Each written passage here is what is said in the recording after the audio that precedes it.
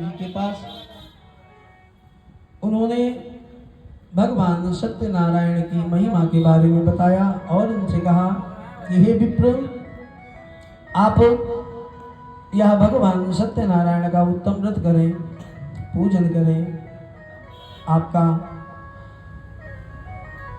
दरिद्रता आपकी मिट जाएगी,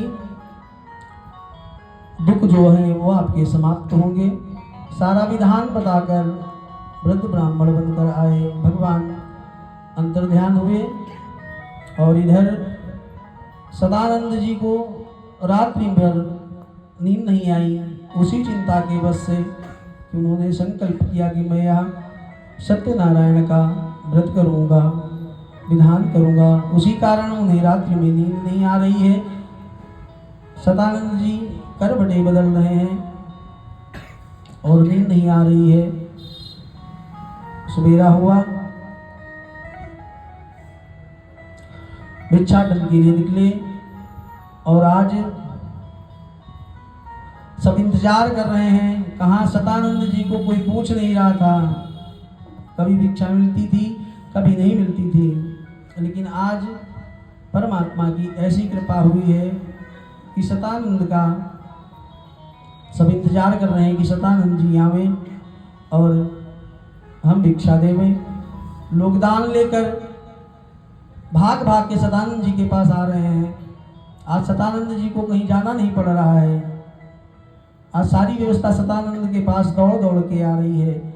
और उस दिन सतानंद जी को पर्याप्त मात्रा में दान मिला।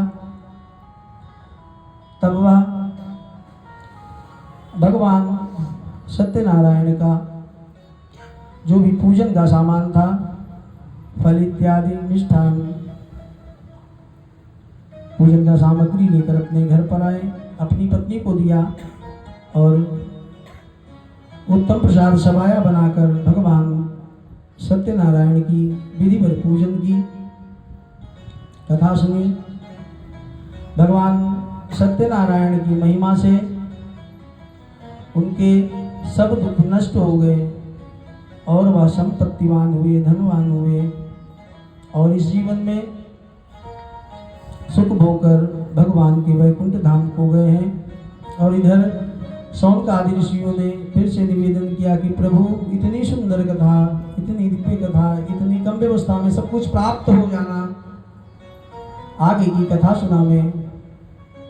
सूत जी कहते हैं कि यही ब्राह्मण एक समय पर्याप्त धन आ जाने के कारण अपनी व्यवस्था के हिसाब से, अब यहाँ पे एक सीख लेनी चाहिए हमें कि जब सतानंद जब कुछ था नहीं उन पे, तो उन्होंने जिस भी प्रकार की व्यवस्था की, भगवान का पूजन किया।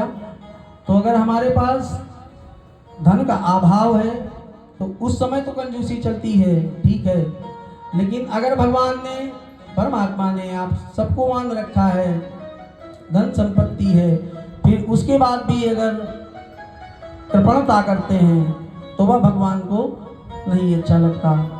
तो सतानंद जी आज अपने धन संपत्ति के अनुसार भगवान सत्यनारायण का व्रत पूजन कर रहे हैं। इतने में एक लकड़हारा वहां से गुजर रहा था, उसको प्यास लगी और कहते हैं कि वह जो लकड़हारा है वह सतानंद जी का मित्र है।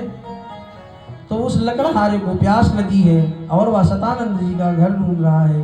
बार बार सतानंद जी के घर के बाहर आता और चक्कर लगाकर घूम जाता। ऐसा करते करते कई बार उसने चक्कर लगाया। क्यों? क्योंकि वह तो सतानंद जी की कुटिया को ढूंढ रहा है और यहाँ सतानंद जी की कुटिया तो है ही नहीं ना, वहाँ तो सुंदर महल तैयार खड़ा है। वह अपनी मित्र की छोटी सी कुटिया को ढूंढ रहा है, कुटिया है ही नहीं वहाँ पर। तो किसी के पूछने पर, अरे यहाँ पर एक निर्धन सतानंद ब्राह्मण रहा करते थे, भैया क्या बताओगे आप मुझको, उनका घर कौन सा है? अरे तो सतानंद ब्राह्मण, अरे वो तो सदानंद सेठ हो गए हैं, उन्हीं का तो यह महाल है। जाओ आप। अंदर जाता है लकड़हारा, प्यास से व्याकुल है, भगवान सत्यनारायण की कथा सुनी, प्रसाद ग्रहण किया, जल पिया और ब्राह्मण सतानंद जी के चरणों में साष्टांग प्रणाम करते हुए रुदन करता हुआ वह सतानंद से प्रश्न कर रहा है कि हे प्रभु, यह आपका धन, वैभव, यश, संपत्ति, कीर्ति, यह आपकी, यह सब कैसे हो गया प्रभु, ये मुझे भी बताएं। भगवान क्या चमत्कार हुआ है। सतानंद ब्राह्मण ने अपने मित्र लकड़हारे से भगवान सत्यनारायण की महिमा के बारे में बताया और पूरा व्रत विधान बताकर अपने मित्र को विदा किया है। लकड़हारे ने भी उसी समय अपने मन में संकल्प किया कि आज इन लकड़ियों के बेचने पर जो कुछ भी धन मुझे प्राप्त होगा वह से मैं भी सत्यनारायण भगवान का उत्तम व्रत करूंगा, विधान करूंगा। ऐसा संकल्प कर वह लकड़ी का बोझ अपने मस्तक पर लेकर धनवान लोगों की नगरी में गया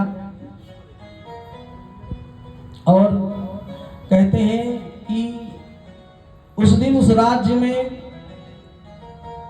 बारिश हुई तो साधारण लकड़ियां भी नहीं बेचता था। लकड़हारा चंदन की लकड़ियां बेचा करता था वह लकड़हारा, और चंदन की लकड़ी जंगलों में जाकर अपने प्राण संकट में डालकर वह चंदन की लकड़ियां लाया करता था। उस दिन उस नगर के राजा को चंदन की लकड़ी की आवश्यकता थी और पूरे नगर में चंदन की लकड़ी नहीं मिल रही थी।